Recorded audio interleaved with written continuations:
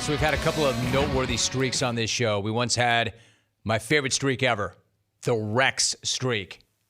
We interviewed somebody named Rex 20 days in a row. The Rex streak. We had a Kyle streak. Not as impressive. Kyle's just not as unusual a name as Rex. I mean, I didn't know there were 20 guys in the world named Rex. The streak that I did not see coming, well, Rex for one, but the streak that I did not see coming was the ink streak, the tattoo streak. Yet here we are. And by the way, what the hell is going on here in the jungle? What is going on? Here we are. Seriously, one phone call on Thursday from John in San Diego, and the jungle has gone ink crazy. Maybe I should have known better. A clone getting some serious run with a show that's now on television for a jungle tat, that was only going to fuel some fire for more people to do the exact same thing. I mean, hell, you are called clones for a reason, right? And not just for mimicking me. But no sooner than I wrapped a segment talking to the Sparrow about his cat tat and John in San Diego's Jungle Donut Inc. did I get a link sent to me last night to a wood scope of Kyle in Green Bay going under the electric needle. Now, I know what you're thinking. What the hell is a wood scope? Great question.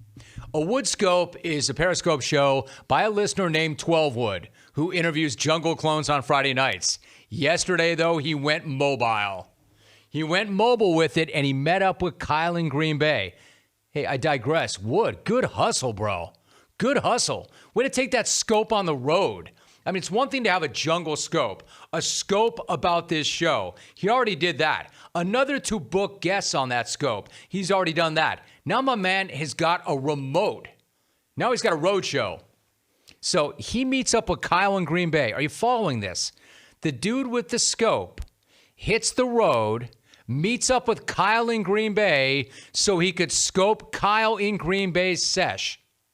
Because Kyle in Green Bay was getting his own jungle ink, which I will get to in 1 second. Now I know what else you're thinking. Who the hell is Kyle in Green Bay? Another excellent question. Remember a few Fridays back in December when we ran down the top 4 flameouts of all time as voted on by you, the clones? Kyle's flame job was from November 15th, 2016. It cracked that all-time list at number 3. It is a jungle moment that will be forever remembered. My man was instantly famous. The second he hung up that phone, he was a jungle immortal in Green Bay. Kyle, good to have you on. How are you? Hey, I'm great. Drew, man, Jill, oh, man, I'm nervous. How's it going? So great. Makes me laugh every time. Now, let me say 2 things about every time I play that call. The first is it gets better every single time I play that call. The second is to fully appreciate that phone call, I need to slow this thing down. I need to slow it down so you can hear exactly what he said and so I can decode it. Kyle, good to have you on. How are you? Hey, I'm great. Drew, man, Jill, oh, man, I'm nervous. How's it going? If you listen very closely, you can hear him call me Drew the Jumpman Gillett. Hey, I'm great. Drew, man, Jill, oh, man, I'm nervous. How's it going? One of the best calls ever. And it's been a new gloss for Van Smack ever since. So I pop into this wood scope yesterday for only a second just to see what's going on. And freaking Kyle in Green Bay is getting a huge tattoo right across his back. And the tat reads, "Welcome to the jungle, Kyle in Green Bay, Drew the Jumpman Gillett." Well done, Kyle. Really well done. I love this. Now, if you're not watching on TV, you need to go check this out on my Twitter feed because I did retweet it this morning. Now, if you're listening right now and you're thinking, damn, is Rome going to talk about every jungle-related tattoo that goes down on this show? The answer is, hell yes. You know I am. What am I supposed to do? Ignore the kind of loyalty that it takes for a listener to put show-related ink on his or her body forever. These tats probably mean more to me than they do to the people getting them. I mean, how awesome it is. I'm being straight up. Do you know how cool it is to have that kind of an audience that would do something like this? So, jealous hater, Check yourself. Any clone getting Jungle Ink deserves a shout out. It's the least that I can do. Kyle, extremely well done. Way to take an all-time flame job and turn that into permanent ink. Both the call and that tattoo are going to last forever. And that's why I dropped in to check on them last night. And what do you know? Look who's here. I've got an interview coming up in a few moments, but like I said, you get ink, you get respect on this program. Kyle in Green Bay. Brother, Kyle, what's going on? How you feeling today? Drew the Jump Man, I'm good. It's a little sore, but we're hanging in there. All right, so is it worth it? What made you decide to do that? And the day after the fact, you feel like it's worth it? Well, I always wanted to get something tattooed, the Drew the Jump Man call, ever since I originally did it. And then you showed that one tattoo in your TV show the other day. All my friends were like, dude, when you get the Rome tat. So I tweeted at you and Hawk, I think January 6th. So I was actually planning this tat before the whole tat hysteria started. So I just want to throw that out there. Well, now you're a part of that tat hysteria.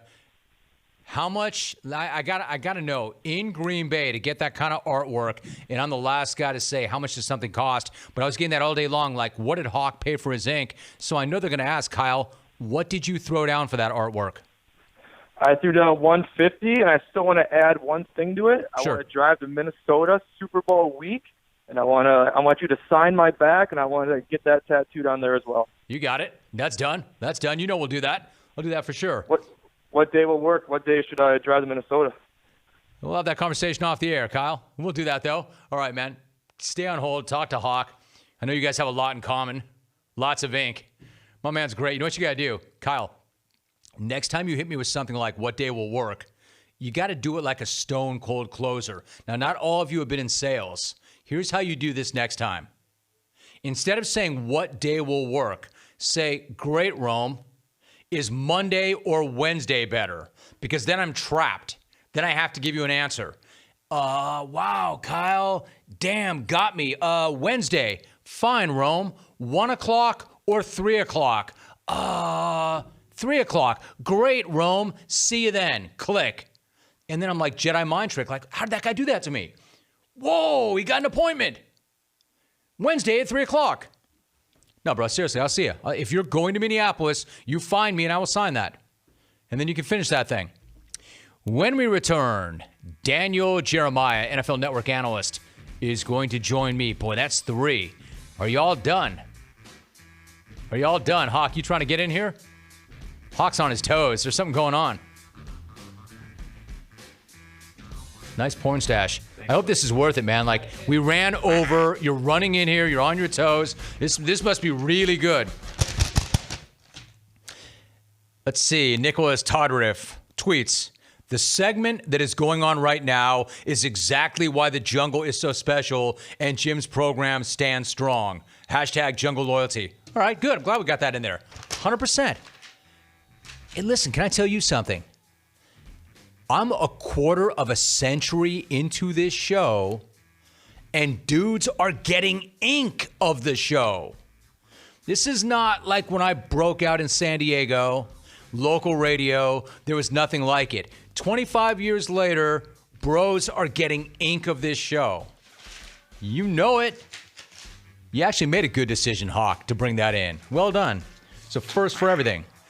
Daniel Jeremiah. My question is, y'all done? That's 3. That's 3 for you clones. 3 jungle tattoos. Are we done? Daniel Jeremiah coming up next, but here is a sports update for you.